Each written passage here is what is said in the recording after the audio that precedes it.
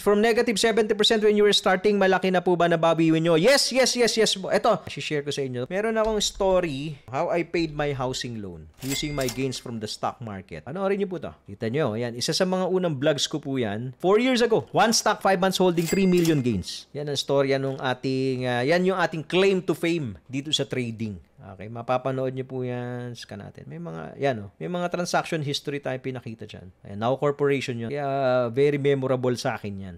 This is 2017. You know, I started trading 2007, 2008. So, after 10 years, na-reach natin yung life-changing gains. So, kung ikaw, 10 days ka pa lang dito, parang gusto mo nang gumib up, maybe hindi para sa iyo yung stock market. 10 months ka pa lang, parang gusto mo nang gumib up, hindi ka kumikita, maybe hindi para sa iyo ang trading. Maybe it's not for you.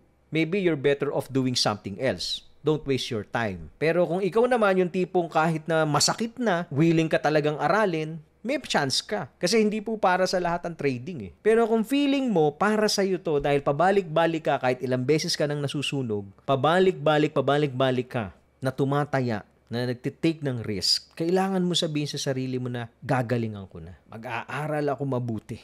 I will stay disciplined. I will be patient waiting for my entry. I will create and follow my system because I want to make a life-changing gain. Follow for more Tito Moves!